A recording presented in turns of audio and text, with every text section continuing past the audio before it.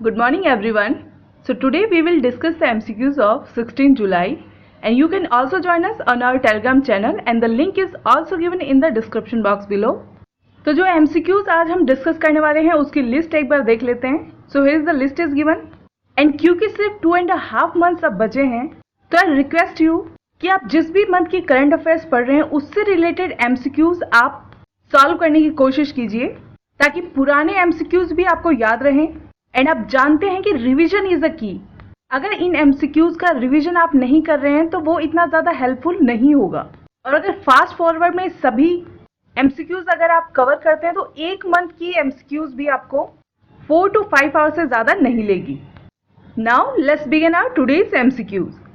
So question number 1 is with reference to recent report on snake bite mortality in India and the correct option here is A, meaning snake bite is included by WHO in neglected tropical disease, but statement second, majority of deaths due to snake bite in India occur in high altitude rural area is incorrect. And ये इसलिए incorrect है क्योंकि majority of death जो है, जो around 70% death है due to snake bite, वो होती है लो एल्टीट्यूड रूरल एरियाज और मेजरली इन 8 स्टेट्स जैसे कि बिहार, झारखंड, मध्य प्रदेश, उड़ीसा, यूपी, आंध्र प्रदेश, तेलंगाना, राजस्थान एंड गुजरात. तो ये सब पता चला है एक स्टडी से जो हुई थी snake bite mortality in India और इसको रिलीज किया है centre for global health research जो कि कनाडा के अंदर है. तो आपको याद रखना है कि ये रिपोर्ट कौन सी ऑर्गेनाइजेशन रिलीज करती है. Now question number 2 is with reference to F1 visas and the correct option here is A, that means F1 visas are non-immigrant student to allow foreigners pursue education in US is correct, but the visas are available to on-campus as well as online courses is incorrect. क्योंकि हमने already USA की guidelines देखी हैं तो उसके अंदर अब online courses के लिए ये F1 वीज़ा एलिजिबल नहीं है. क्योंकि रिसेंटली यूएसए ने ये क्लियर कर दिया कि जो स्टूडेंट्स, जो फॉरेन स्टूडेंट्स यूएस के अंदर एजुकेशन लेना चाहते हैं तो उनको एनरोल करना पड़ेगा ऐसे इंस्टीट्यूशंस के अंदर जहाँ पे ऑफलाइन क्लासेस दी जाती है. अगर एंटायर सेशन उनको ऑनलाइन कोर्सेज में मिल रहा है तो उनको अपने ही देश में वापस जाना पड़ेगा. तो बेसिकली F1 वीज़ा जो होते हैं वो एक नॉन माइग्रेंट स्टूडेंट वीज़ा होते हैं जो कि अलाउ करते हैं फॉरेनर्स को to pursue education in United States. Now question number 3 is with reference to ophiocordyceps nutans and the correct option here is B, that means it has medicinal properties and can be used as a biopesticide.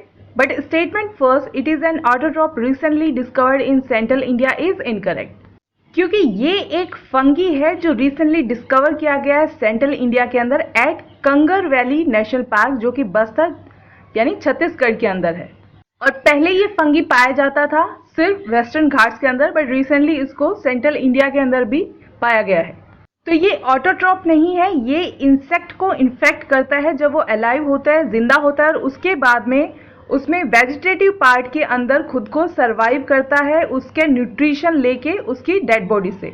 और इसके medicinal properties भी होती हैं, साथ में इसको use किया जा सकता है as a biopesticide against stink bugs. Now question number 4 is ASEEM that is Atmanirbhar skilled employer mapping portal has been released by, so you have to choose the correct ministry and the correct ministry here is C, that means Ministry of Skill Development and Entrepreneurship. So इस portal का M है to help skilled people find sustainable livelihood opportunities और ये map करता है जो details होती है वर्कर्स की on the basis of region, local industry demand and ये जो डिमांड सप्लाई का गैप होता है उसको ब्रिज करने का काम करता है. सो फुल फॉर्म आपको याद रखनी है सीम की. Now question number 5 is Bhasan Char island recently news is located in which are the following countries.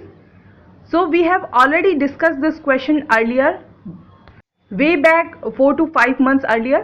So you are supposed to answer it correctly and the correct answer here is B, that means in Bangladesh. सो बसानचार एक इनहैबिटेबल island है यानी यहाँ पे habitation का कोई area नहीं है और ये बे ऑफ बंगाल के अंदर पाया जाता है इन बांग्लादेश. और हिमालयन रिवर जो सिल्ट इकट्ठा करके लाती है उससे ये बना है. सो वैसे तो ये इनहेबिटेंट आइलैंड है, बट बांग्लादेश की गवर्नमेंट ये सोच रही है कि इसको शेल्टर हाउसेस बना दिया जाए रोहिंग्याज के लिए, जो कि ऑब्वियसली रिफ्यूजीज हैं जो म्यांमार को छोड़ के आए हैं। Now question number 6 is recently Sardar Vallabh Bhai Patel covid hospital was in news, so you have to choose the correct option here. So consider the given 4 statement and the correct option here is D, meaning ये hospital DRDO ने build किया है और ये temporary hospital बनाया गया है 1000 bed का in Indian air force land in Delhi, और ये सभी के लिए ओपन रहेगा और ट्रीटमेंट इसमें फ्री दिया जाएगा। और अचीवमेंट इसका ये है कि इसको विद इन 12 डेज कंप्लीट कर दिया गया। एंड हालांकि ये सभी के लिए फ्री होगा और सभी इसको एक्सेस कर पाएंगे, लेकिन जिसके पास टेस्ट रिपोर्ट होगी वो ही इसके अंदर एडमिट हो पाएगा। यानी पहले शो करना पड़ेगा कि जो पेशेंट है वो कोविड-19 पॉजिटिव है, उसके बाद में उनको एडमिट किया जाएगा। Now question number 7 is recently study on carbon from star was in news, so choose the correct option and you have to choose the incorrect statement here. So the correct option here is C, that means statement 3rd is incorrect, क्योंकि milky वे के अंदर जो carbon है वो dying star से आई है। अर्थ पे carbon होने के बहुत सारे फैक्टर्स हैं, लेकिन मिल्की वे के लिए जब स्टार्स डाई आउट हो जाते हैं उस टाइम जो कार्बन इजेक्ट किया जाता है उससे उनके अंदर कार्बन आई है। तो स्टार्स जब डाई होते हैं तो 2 तरीके से उनको डिवाइड किया जाता है, मासिव वन सुपरनोवा में कन्वर्ट होते हैं और बाकी व्हाइट ड्वार्फ बन जाते हैं। तो रिसेंट स्टडी में ये क्लियर किया गया कि 1.65 टाइम्स अगर मास है स्टार का कंपेयर टू सन, तो वो कार्बन रिच एसेज जो है वो अपनी स्प्रेड करेगा, तो मिनिमम इतना उसका मास होना चाहिए। Now question number 8 is with reference to Dharma Sabha and the correct option here is D. And yesterday I have also asked question regarding this, so अगर आपने उसको अटेम्प्ट किया है या फिर आपने उसको गूगल पे चेक किया है तो आप इसको करेक्टली आंसर कर सकते हैं। एंड ऑप्शन डी इसलिए करेक्ट है क्योंकि धर्म सभा 1829 के अंदर बनी थी, और क्योंकि ये काउंटर सभा थी ब्रह्मो समाज की जो कि बना था इन 1828, तो ये ऑब्वियसली ये 1 साल बाद उससे बनी है, 1819 में ये नहीं बन सकती। और बेसिकली ये चाहती थी कि जो बैन है सती के ऊपर वो हटा दिया जाए, क्योंकि ये ऑर्थोडॉक्स हिंदुइज्म के अगेंस्ट में है, और इसको ऑर्गेनाइज करने वाले थे राधाकांत देव। और इसी तरीके से इस सभा ने कैंपेनिंग की थी against Hindu window remarriage act 1856।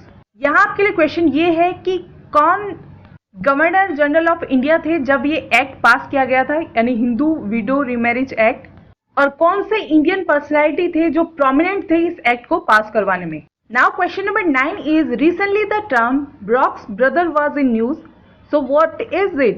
And the correct option is A, that means made in America clothing brand. तो ये अमेरिका का क्लोथिंग ब्रांड है जो कि 1818 से चलता आ रहा है, जिसने ऑब्वियसली हर तरीके की इकोनॉमिक क्राइसिस झेली है, पर रिसेंट जो कोरोना वायरस क्राइसिस है इसके अंदर इसने फाइल किया है बैंकरप्सी के लिए। तो इससे आप अंदाजा लगा सकते हैं कि डेवलपिंग कंट्रीज कितनी ज्यादा इस क्राइसिस से अफेक्ट होने वाली हैं। Now question number 10 is which of the following sea derives its name from the color of the silt laden water discharge?